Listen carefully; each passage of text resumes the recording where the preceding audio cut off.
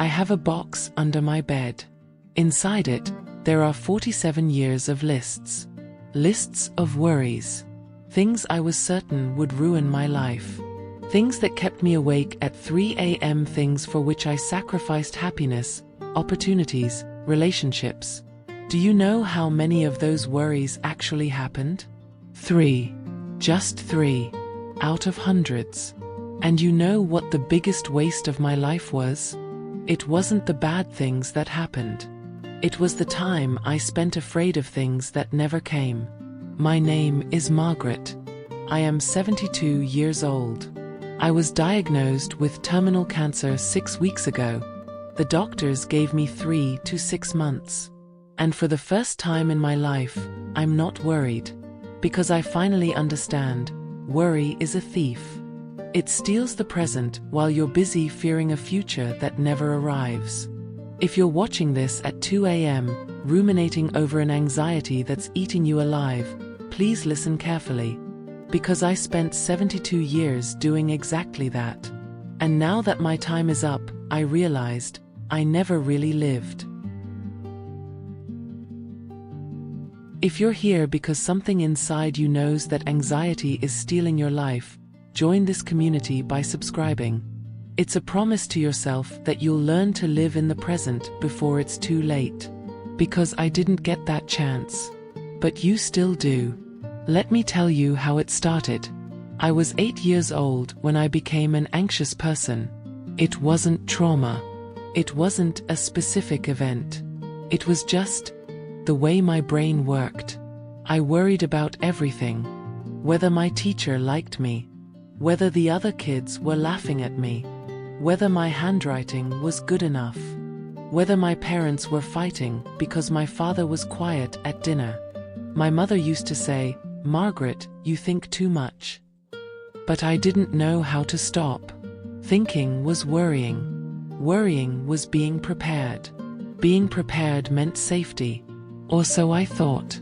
When I was 15, I started making lists. Lists of worries. I thought that if I wrote them down, I'd somehow control them. As if putting fear on paper would make it smaller. But it didn't work that way. The lists only grew. What if I fail the math exam? What if nobody asks me to the dance? What if I never get a job? What if I die alone? I was a teenager, and I was already living as if I was waiting for the worst.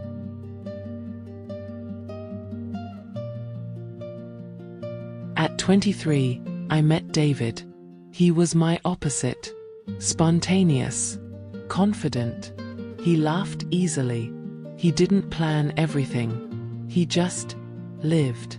I fell in love immediately, and immediately started worrying. What if he realizes I'm boring?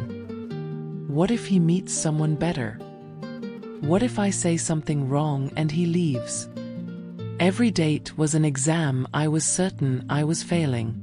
I rehearsed conversations in the mirror. I checked my reflection obsessively. I reread messages 20 times before sending them. David asked me to travel with him to Europe. 3 months. Just the two of us.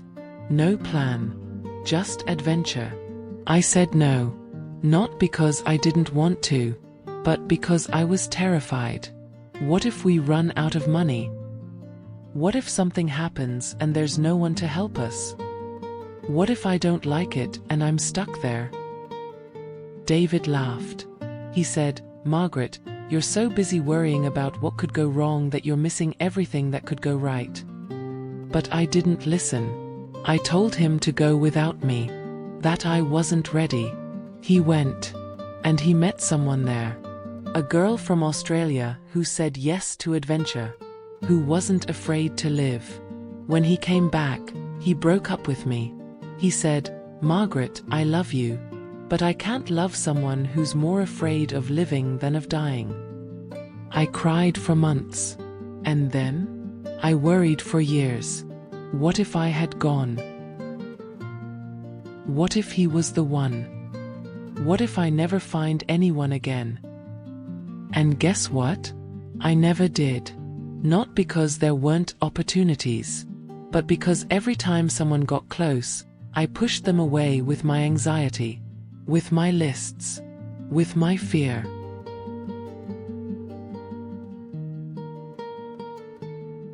But what really broke something in me? What made me realize that worry isn't protection? It's prison. It was when my sister died. She was 57. Breast cancer. Fast. Brutal. 3 months from diagnosis to the end. Linda was everything I wasn't. Bold. Carefree. She traveled the world. She got married 3 times. Yes, 3 times.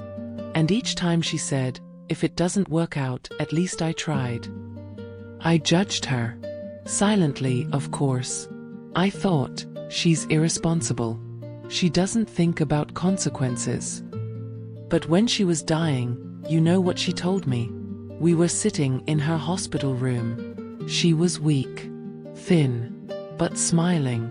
She held my hand and said, "Maggie, do you know what the difference is between the two of us?" I shook my head.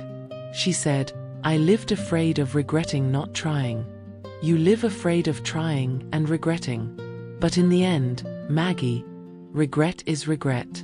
But at least mine comes with stories." I broke. I cried so hard the nurses came to check if everything was okay. Because she was right. I was 70 years old. And what did I have to show for it? A stable career I hated but was too afraid to leave. An apartment I never decorated because, what if I change my mind? Friends I rarely saw because, what if they think I'm boring? I didn't have stories. I had worries. Linda died a week later. And at the funeral, people came from all over the world. People she touched. People she loved. People who had stories about her. I sat there, surrounded by proof of a life lived, and I realized, when I die, who will come? Who did I touch? What stories will people tell? None. Because I spent 70 years too worried about living to actually live.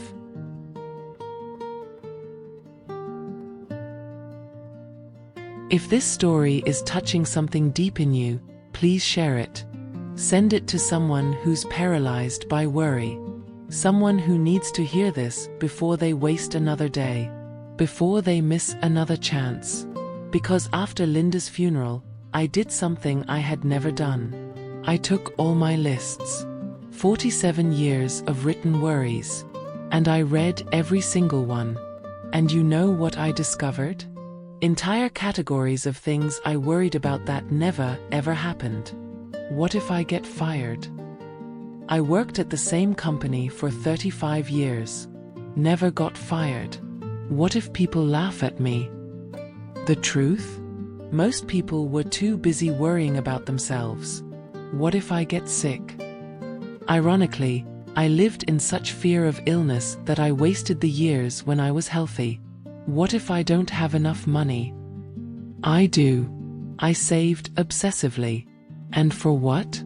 I never used it. I never traveled. I never treated myself. I just hoarded. Out of fear. There were only 3 things on the lists that actually happened. 1. My mother died, but I was so worried about being prepared that I missed the last months really connecting with her. 2. I lost my job during the 2008 recession, but I found another one in 3 weeks. The worry didn't change anything. 3. I had a car accident, minor, no injuries, but I spent years afterward afraid to drive. 3 things. Out of hundreds. And even those 3, worry didn't prevent them. Didn't make them easier. It only stole my peace before they happened. So at 70, I finally decided, enough. I was going to stop worrying. I was going to start living. I bought a ticket to Italy. Alone. Something I'd dreamed of doing for 50 years. I called an old friend I'd lost touch with because I was worried he wouldn't want to talk to me. I painted my living room purple. Because I always wanted to. but I was worried it wouldn't match.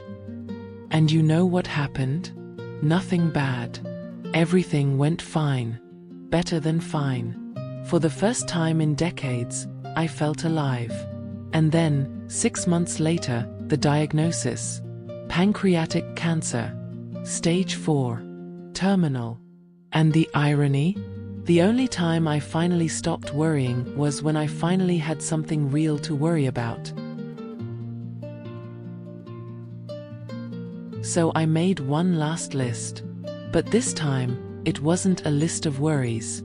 It was a list of things I should have worried about, but didn't. Here it is. 1. I should have worried less about what people thought and more about what I thought. 2. I should have worried less about security and more about happiness. 3. I should have worried less about the future and more about the present. 4. I should have worried less about being prepared and more about being alive. 5. I should have worried less about avoiding regrets and more about creating memories. My friend, you who are listening to me now, are you worried about something right now? Think about it.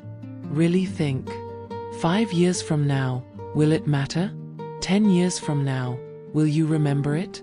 On your deathbed, will you regret not worrying more? Or worrying too much? Because I can tell you, from the perspective of someone whose time is up, you will never, ever regret having lived, having tried, having risked. But you will regret every moment you spent paralyzed by fear of a future that may never come. Worry does not empty tomorrow of its troubles. It empties today of its strength. And you know what the cruelest part is? The most painful irony of my life? I spent 70 years worried about death, about not having enough time, about everything ending. And in the process, I died a little every day. I didn't wait for death. I lived it, slowly, in every worry, in every what if, in every missed opportunity. If I had just 1 hour left, and I do, not literally, but figuratively, because 3 months or 3 years, when you're 72, it's all the same. 1 hour. If I had that hour, I wouldn't waste it worrying. I would call the people I let go because I was too worried about bothering them. I would say, I love you without worrying if it sounded silly. I would dance, even if no one was watching. Especially if no one was watching. I would laugh, loud, without worrying if my laugh was too loud. I would live. Finally, completely, unapologetically, I would live. And that's what I want for you. Stop waiting for the right time, for the right feeling, for perfect circumstances, because the right time is now. The right feeling comes after you act, not before. And perfect circumstances? They don't exist. So tell me, if you had just 1 hour, what would you do? What would you stop worrying about? What would you finally try? Write it in the comments. And then please go do it. Don't wait for the diagnosis. Don't wait for the funeral. Don't wait until you're 70 with a box of useless worries. Live now, while you still can. Because worry? It will always be there. But time? That doesn't wait. And neither should you.